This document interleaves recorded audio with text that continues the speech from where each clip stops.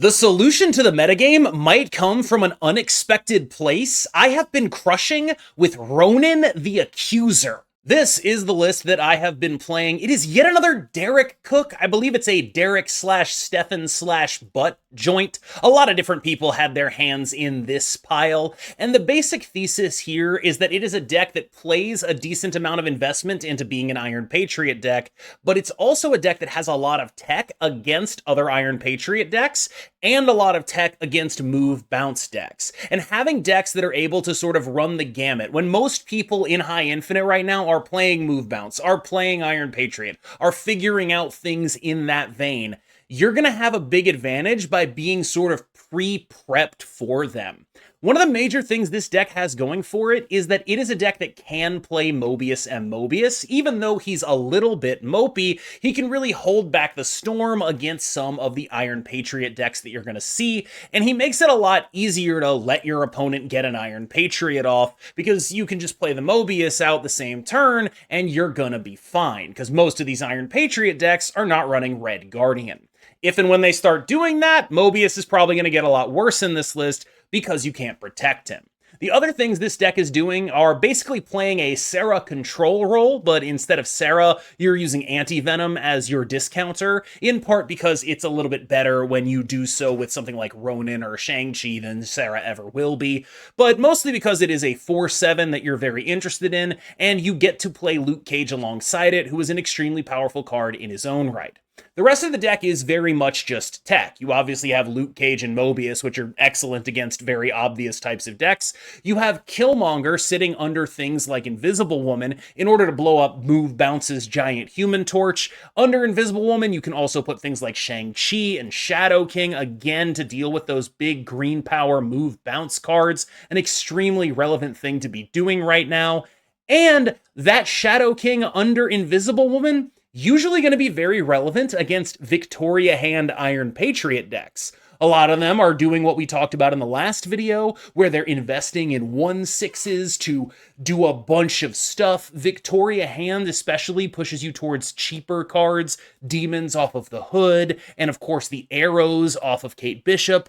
All that stuff gets swept off the board by the card Killmonger. Now, you might think the Ronan stuff isn't tech, but it actually sort of secretly is tech, because what Ronan is tech against is every deck that is playing all these cards that fill their hand, right? Ronan is explicitly a big guy that is excellent into the decks that put a lot of cards in their hand. What are they going to do? Get the cards out of their hand? They don't even have the ability to do that. And so he ends up being just an absolute beast a lot of the time. Just a 5, 13, 15, 17... That's common. That's what you're getting out of that guy. And that is a really big deal for a deck like this that doesn't typically have a lot of actual power that it can output. You also have Maximus as a 2/6. Do not curve Maximus out. There's very little reason to ever do that, although it can be a little bit more justifiable against those decks that are constantly putting stuff in their hand, because it's like, well, they're going to have the full hand anyway. You can kind of do whatever it is you want there, but typically you're going to want to save him for later, put him under Invisible Woman, stuff like that. Speaking of Invisible Woman, there's a couple of little tips and tricks you should probably learn. If you expect your opponent to have Goliath, putting stuff like Maximus Gladiator under Invisible Woman is a great way to screw them over. They're just not going to be able to deal with that. When you are able to say that they don't have Goliath and you can put your Ronan under there, that's a really powerful play that a lot of people don't necessarily expect. There's a bunch of different ways to use Invisible Woman, and I don't want you to get married to specifically the idea of Invisible Womaning all your stuff. You can still throw priority the normal way. Shadow King remains the only card in the game that does what it does for the price that it has. And since you are an anti-venom deck, you get a little bit more out of running Shadow King, because you're not going to draw Luke Cage every single time, and Shadow King can set things back to their original power just as easily as Luke Cage can. Mostly, this card is here to have a better matchup into Move Bounce, sticking this card under a Invisible Woman is one of your best ways to guarantee a 1 lane against that deck, since so many of its points are coming entirely from green power, so pretty much a Shadow King and whatever will win a lane, and then it's just a question of winning another one. From there, I think things can get a little bit dicier. Smart players will recognize that you have an Invisible Woman down and won't put their stuff in that lane, and will instead try to win the other two. That can be an issue, especially if they're able to throw priority, but Shadow King has such utility right now in that matchup that you're probably going to get something with it. There's been a lot of noise about Invisible Woman recently, as she is going to come to Marvel Rivals. She's excellent in Marvel Snap right now, and a lot of that is because of the delays you can put on effects like Killmonger, Shadow King, Shang-Chi, even stuff like Luke Cage, for example. Like, having a Luke Cage behind an Invisible Woman means that they can't Red Guardian your Luke Cage because they have to get through the Invisible Woman first. And that kind of stuff is what makes this card valuable. There are some downsides to playing this card right now. Namely, it's kind of a free Iron Patriot for your opponent, and you have to compensate for that by playing Mobius a lot of the time. Like, if you run a Sue Storm out there and they have an Iron Patriot in the same lane, you can't do anything about that. You just get got. And so that is the notable downside that I think this card has right now. Iron Patriot is quickly proving itself to be a fairly ridiculous card. I never really bought the complaints that people made about Alioth and all the ridiculous stuff that it could do, and like how the range was so weird and losing to RNG felt terrible. I gotta tell you, in the last 24 hours, I have lost to so many ridiculous generated cards. I lost 8 cubes to a randomly generated Legion on bar with no name. I lost 8 cubes to a randomly generated Gore. And then I lost 8 cubes to a second randomly generated Gore. That's the hole that I fell in that actually prompted me to start playing this deck and just saying, you know what? Screw this. I'm not dealing with this anymore. I'm going to play Patriot, and then I'm going to try to beat the other Patriot decks because I hate all that stuff. And now the RNG is working for me, you know? That said, this card is strong, and you're only going to remember when it's really strong. And I think there is something to that, right? Like, I am remembering all those bad losses because they were bad losses, right? There were probably a bunch of other things where it wasn't like that. But Marvel Snap's player base has not had the best track record with recognizing stuff like that. So I do think that this might be an early frontrunner for a card everyone gets mad at in a couple of weeks. Lizard is a 2/5. You're interested in 2/5s. That's pretty straightforward. You are interested in cards that you're able to play in the Iron Patriot lane that have reasonable stats. That's what Lizard's doing here. He's also going to go with your Luke Cage, and that will matter. But mostly you need stuff to actually make sure you win the Iron Patriot lane. Maximus is a 2/6 that adds cards to your opponent's hand in order to make your Ronan even bigger. Typically, he ends up under Invisible Woman, and one of the interesting things about Maximus and other cards under Invisible Woman is it tends to be a bit of a Alioth bait, where they're just going to be like, oh, I got to Alioth that lane, and suddenly there's just like 14 power of dude in that lane, where you have like this card and Gladiator there, and with Invisible Woman that's 17, and suddenly it's like they're just kind of losing that lane on points some of the time. That's a really interesting thing that does happen, and it does give Maximus a lot of additional utility. There are some downsides, obviously. If they're able to remove the Invisible Woman, they're going to draw 2 cards. But right now, it's actually a little bit better. I'm not saying it's good. Like, this is not a card you want to be curving out if you have any other option. But it does allow you to do things like, you know, they're already going to have a lot of cards in hand. And so if you put more cards in their hand, it can actually really mess up their game plan because they won't be able to add the cards to their hand that they want to add to their hand. It's not advisable, but you can do that. I think Killmonger's kind of the reason this deck exists. The fact that Invisible Woman Killmonger is so good against 2 major strategies right now, Move, Bounce, and the Victoria Hand 1-drop spam deck, is a big, big deal. Like, you care a lot about what this card can do, and I think if this card didn't exist, you would not be playing this archetype at all. I'm not saying it's the best card in the deck, but I am saying it's the reason you're doing this. Luke Cage has just massive utility in the current metagame. There are a lot of decks that are just kind of cold to Luke Cage. Basically, every single Affliction deck, if they're playing Ajax and you are a deck that runs Luke Cage in addition to that, you are going to be better equipped in the metagame than they are, because in their heads-up matchup, they're relying a lot on cards like Man-Thing, on cards like Ajax to actually have stats, on cards like Hazmat to actually do stuff. And if you have Luke Cage, well, they don't do stuff, and you're not counting on cards like that. You have cards that have actual numbers on them, and that gives you a massive advantage against every deck that is heavily invested into Affliction. And I think that's the main reason to run Luke Cage, and that is the main reason that goes along with it to run antivenom. It's just there's no better package right now because of how good Luke Cage is into everything and how free antivenom gets to be with Luke Cage. I was pretty disappointed in this guy. I don't really know the right way to phrase it. He was definitely functionally doing his job. I'm not going to sit here and act like he didn't do his job, but he wasn't as good at it as you would want. And I think a lot of that is like, okay, you know, he's obviously going to let you do some stuff like playing this out as they activate the Iron Patriot, but that makes you pretty weak to, like, if they have a Red Guardian, which most of them don't right now, but it is notable because you don't have any way of protecting this guy from a Red Guardian. He just eats it every single time. And that's a bad spot to be in, because all they've got to do is add Red Guardian in and suddenly your tech card doesn't work anymore. And so there's this weird thing happening with Mobius where it's like, he's good enough right now, but I can very easily see a future where if they even slightly adapt to this card existing, it's just not really going to matter anymore. And he does do a good job of holding back the storm, I think, right now, only because the decks are unfocused and focused more on optimizing themselves than adapting to the metagame. And once they start adapting to the metagame, I do worry that he won't be enough to hold back the storm. That's not to say he's not good now. He is good now. But I do think that there are some significant worries about whether this guy is going to hold up in the face of what that Iron Patriot deck can do. That said, there is a weird interaction happening right now that I can only assume to be a bug, and it is that if you play Mobius as the Iron Patriot goes off, and then they Red Guardian it later, their card doesn't get the discount in retrospect. Like, Mobius prevents the discount from applying in the first place, and so if they remove the Mobius later, it doesn't get it again. I don't think that's how this card is supposed to work, but it does seem to be working that way right now.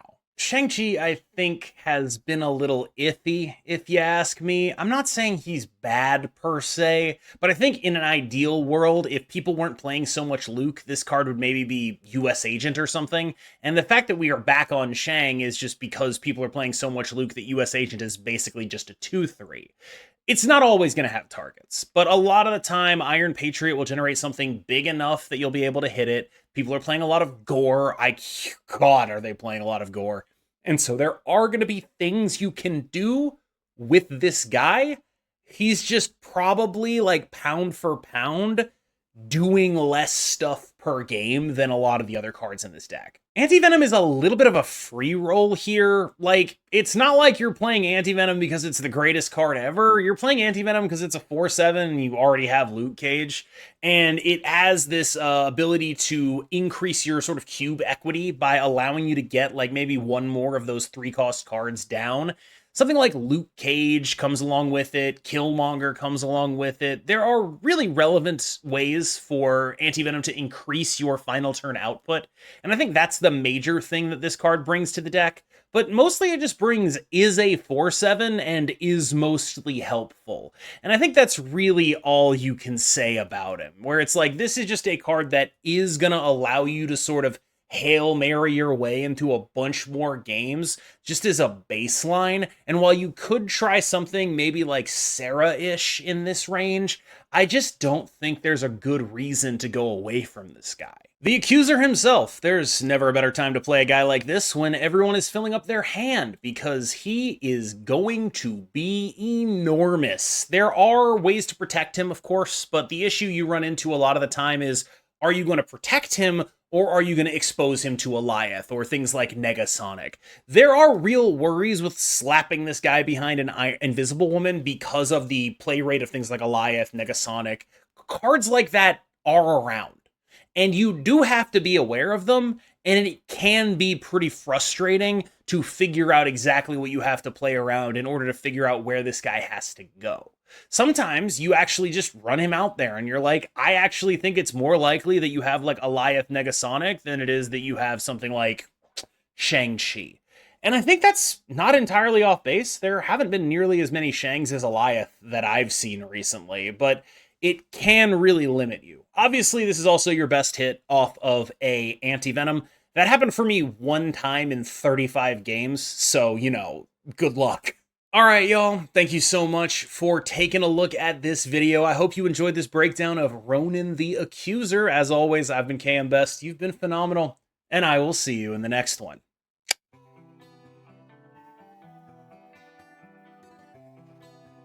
Okay.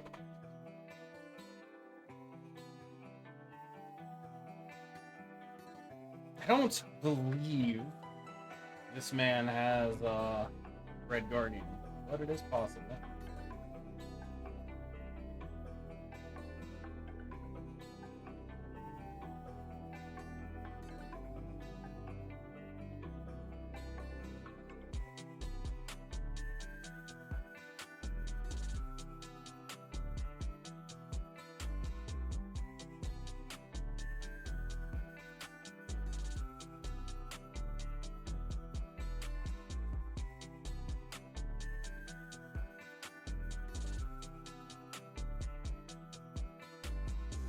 Goddamn, alright.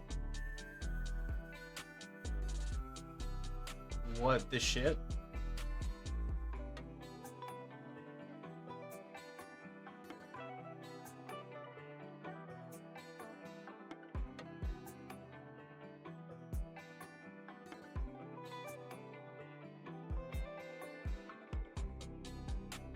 In summary, what the actual fuck? What the actual fuck? That is insanity. I'm gonna stick in it though. I think my stuff is pretty strong here.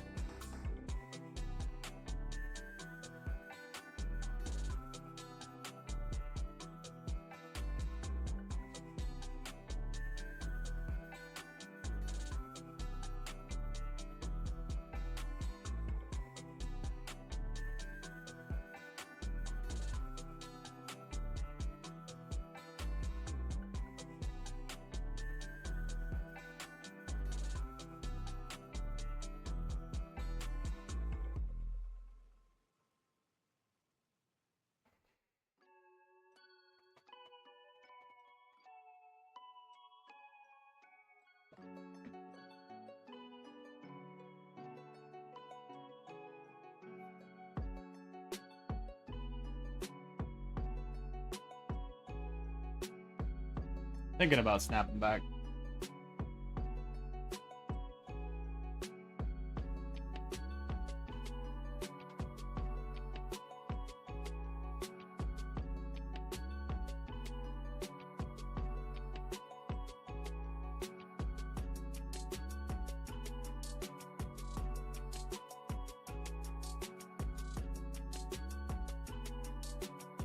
Ooh, I should have played the Mobius. Fuck.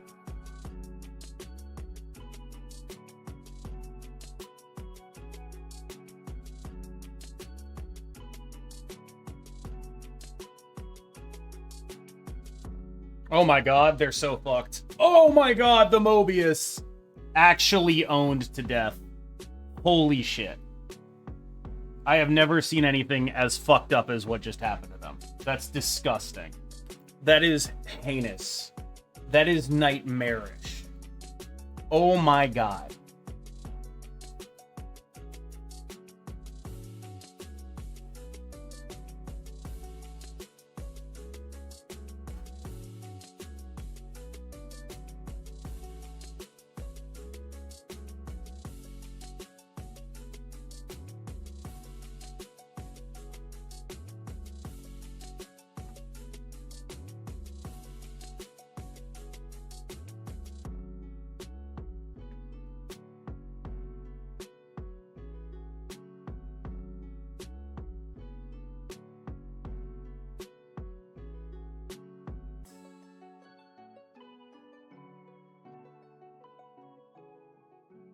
I'm assuming I'm winning, but I do have to figure this out. Am I even playing on the left, or am I just going all in on the right here?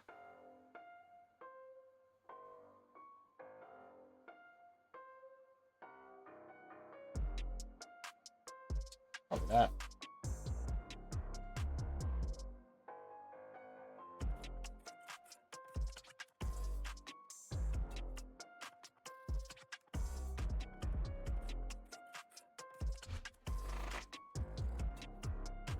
Okay. It wins the left lane, too.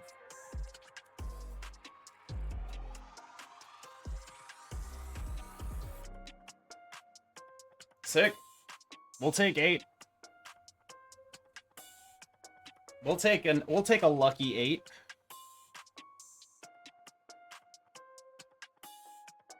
Jotunheim. See, this feels like a game where antivenom is going to be good basically no matter what.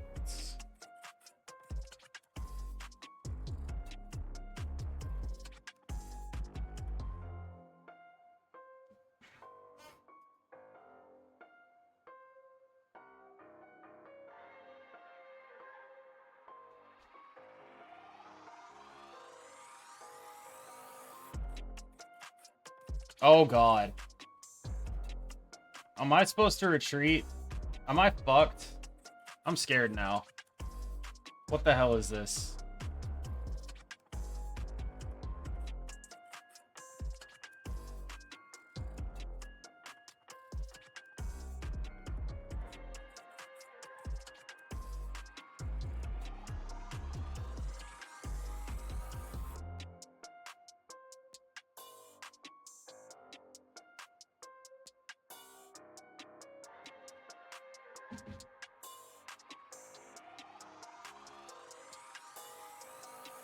Am I getting fucking Galactus?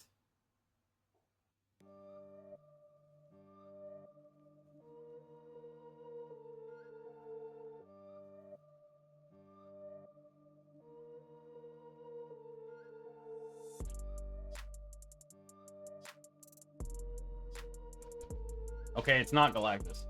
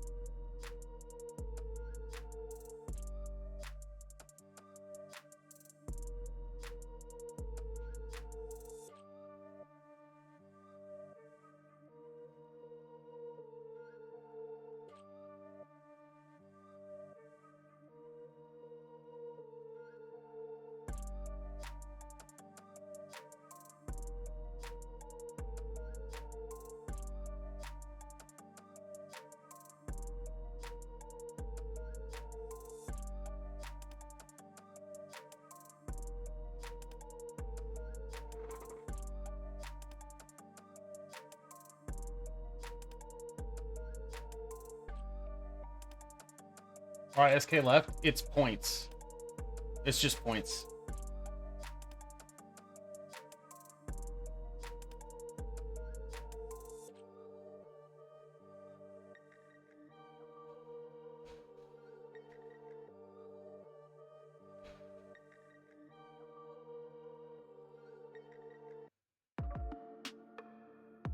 Oh, fuck.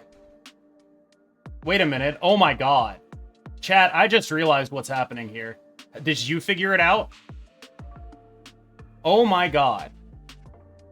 This is unreal.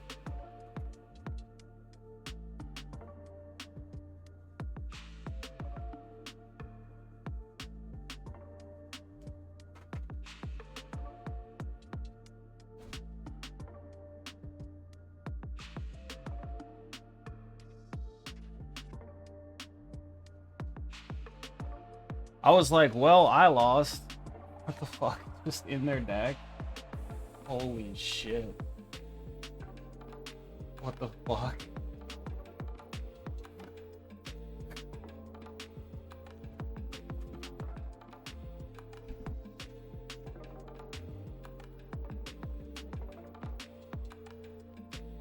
Positive, bro. That wouldn't be happening.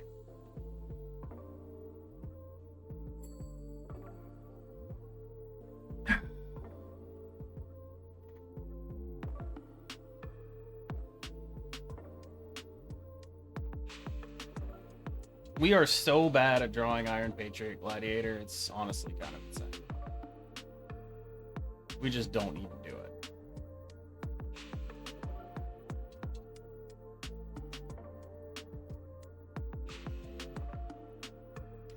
They snapped me.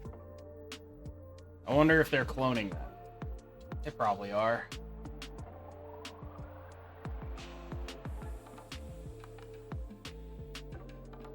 Makes sense. Have we drawn IW Monger even once? No, we have not.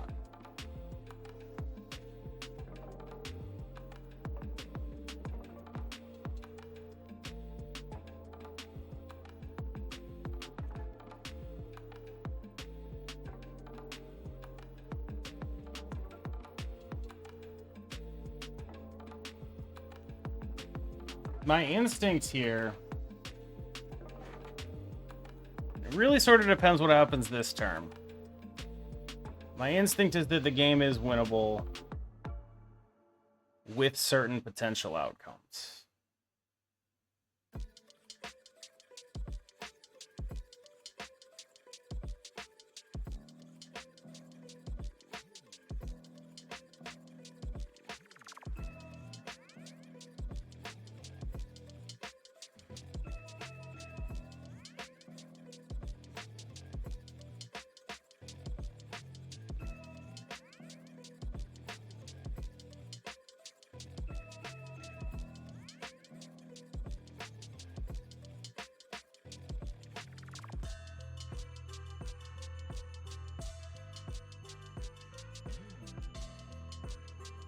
The biggest power mid is 8. Right, the problem is... How's this set doing? Yeah, it's alright. So they went for the 8. Oh, they lose. Okay, cool, we win.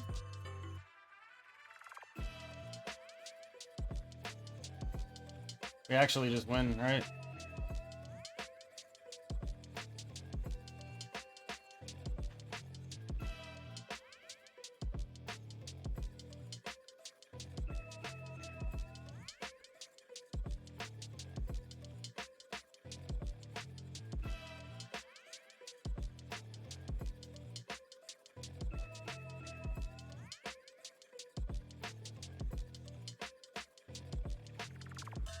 So you knew I had the Maximus,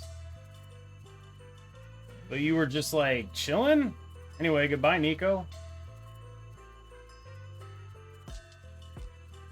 They were just chilling on that. All right, cool. Suck it, Husky. You don't know anything. Blaming the chat. It actually is the chat's fault. Like, this is the person in the chat who gave me this deck. He's telling me to do wrong things.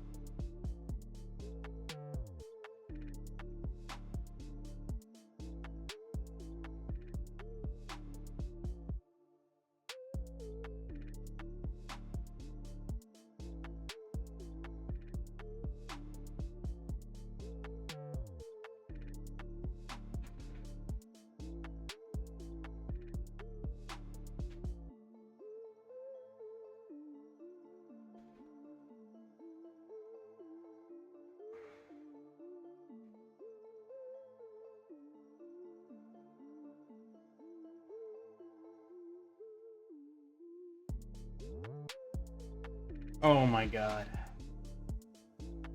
They played it into the fucking Isle of Silence. Oh my god.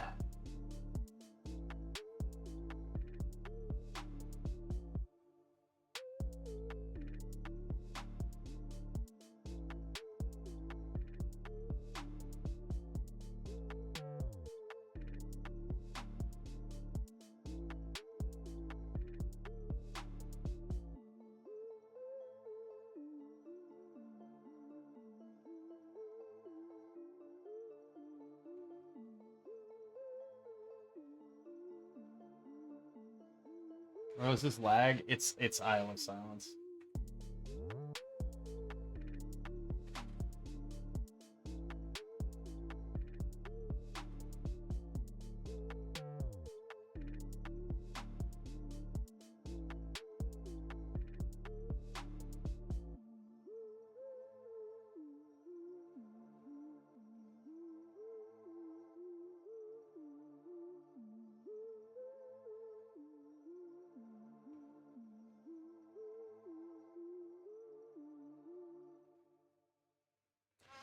Okay, I've got to snap this, right?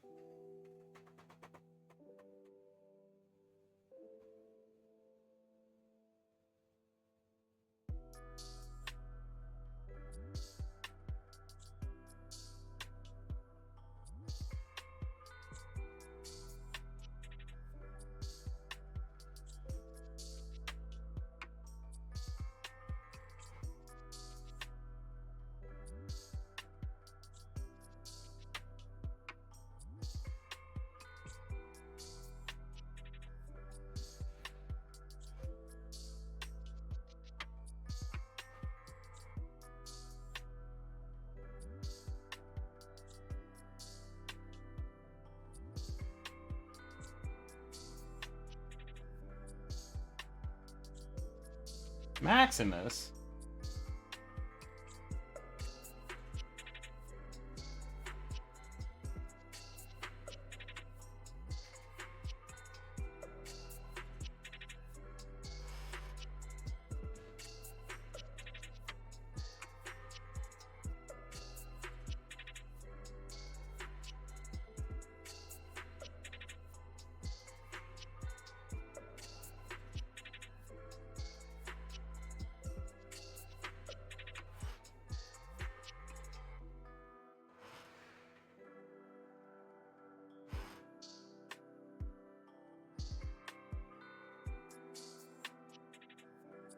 They have Ronan? That's actually true. They do have Ronan.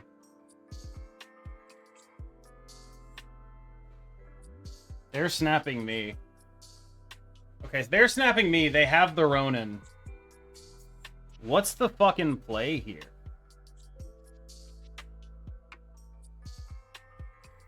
So I'm getting really low on cards in my hand. Gladiator here. Gladiator here.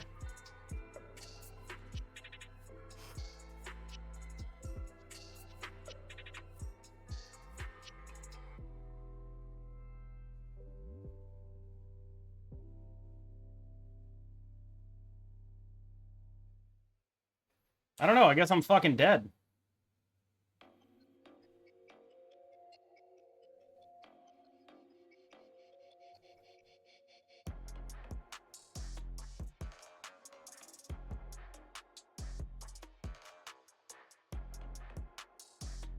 I win a tiebreaker. Sick nasty. We'll take an 8-cuber there. I guess I'm not fucking dead.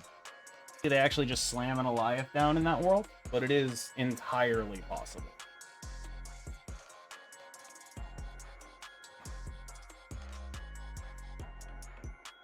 Yo, is Killmonger about to... You know... Is Killmonger about to, you know...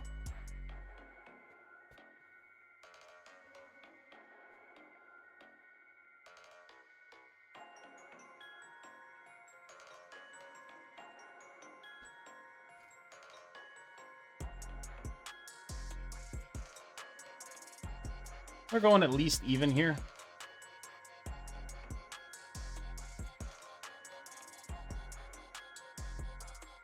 Yeah, sure. Like, I got a Shang-Chi, so if I ever get to it, they're in trouble.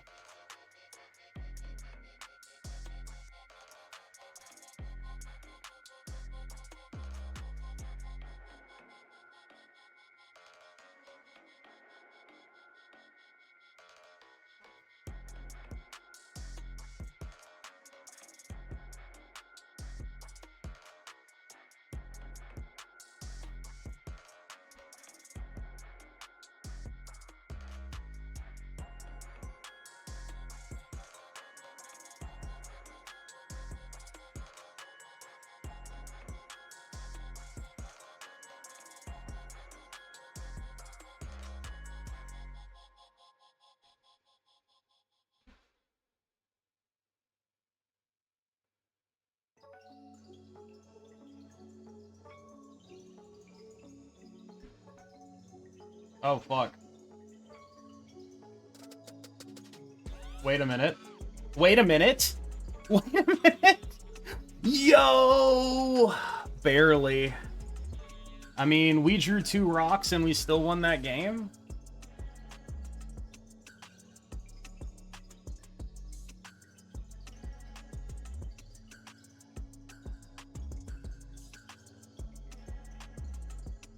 Windjet.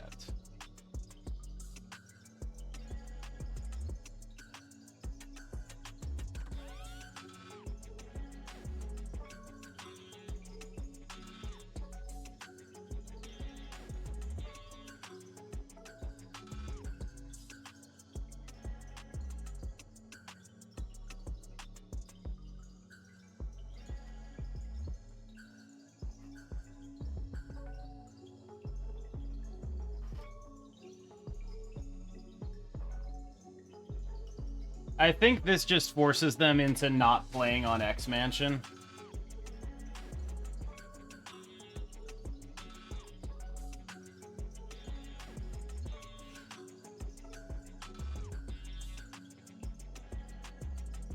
Alright, I guess I'm wrong and dumb. But we do get the Iron Patriot.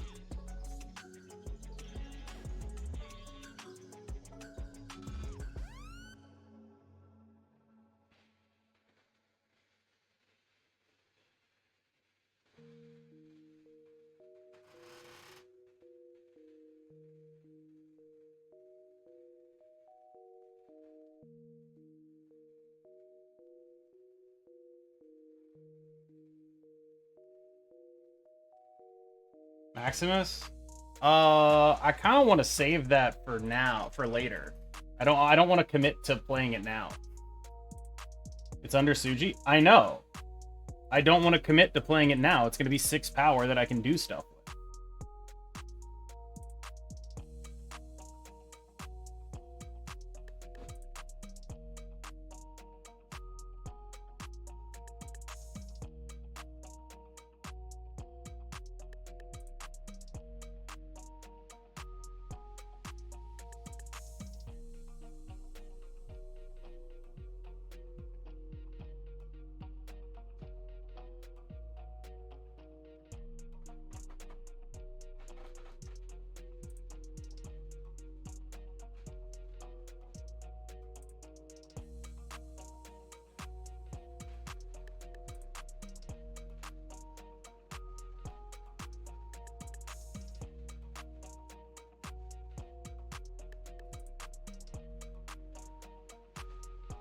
Yeah. Yeah. Oh my god. I mean, I respect what you're going for. I don't know that you get there. Hell yeah, brother. Hell yeah, brother.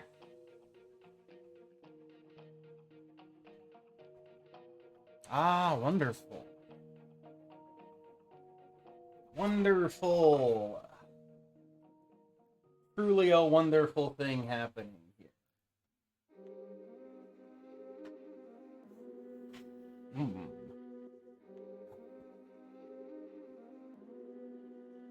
Is Iron Patriot too much to ask for? Holy shit.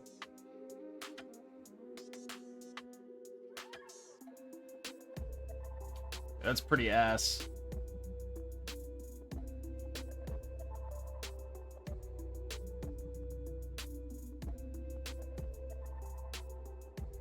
Pretty, fucking terrible. Well, that's one, and...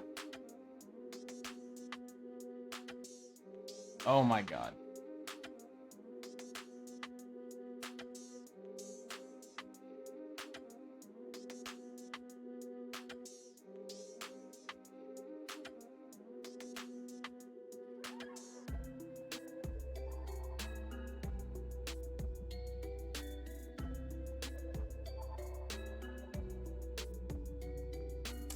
Yep, that makes me very sad.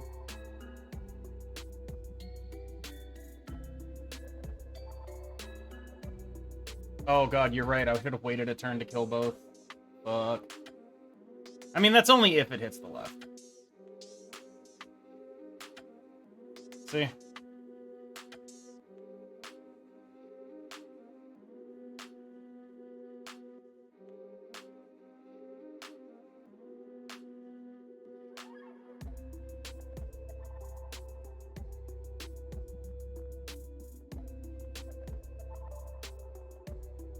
So they get a Shang.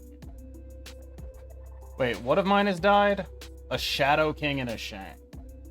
So they get a Shang.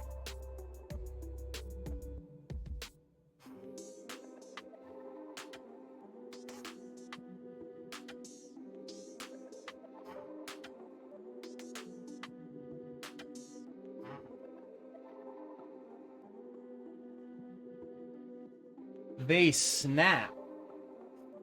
Getting a Shang.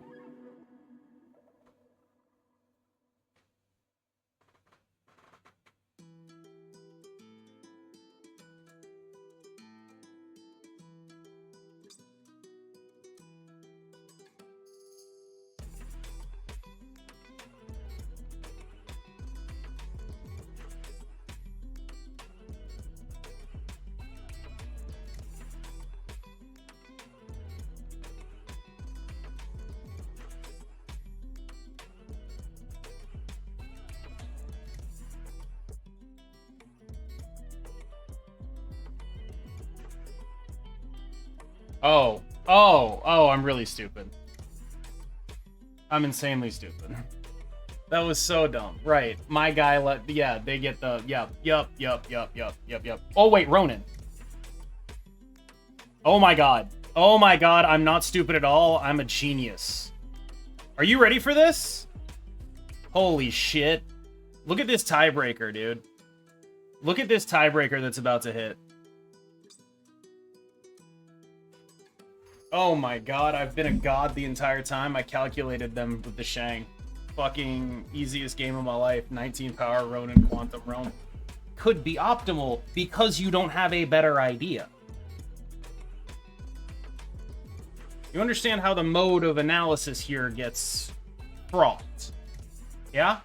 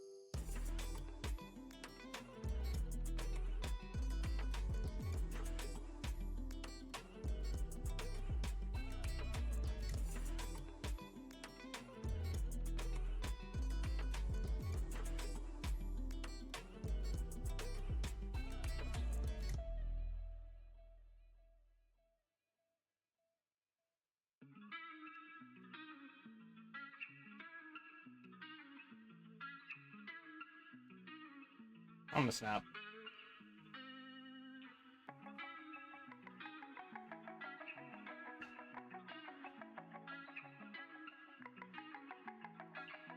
I'm not gonna get a better chance than this.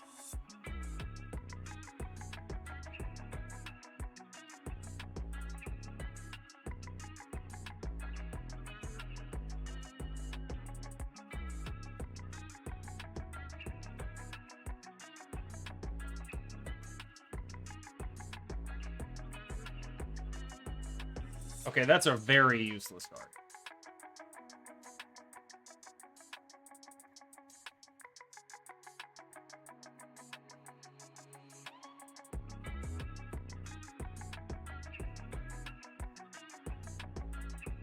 Without Loot Cage, this guy might suck.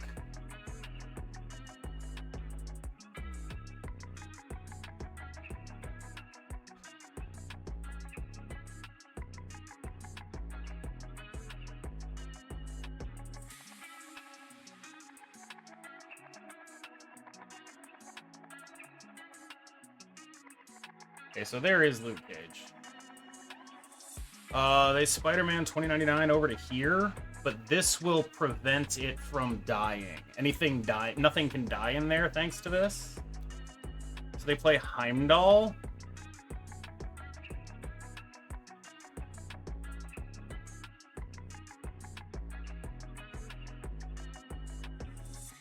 Add 2. This is... Say they Heimdall. Something like this.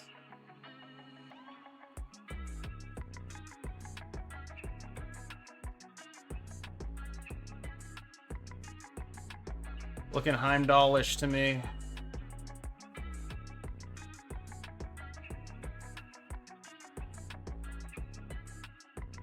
Professor X actually paying off here.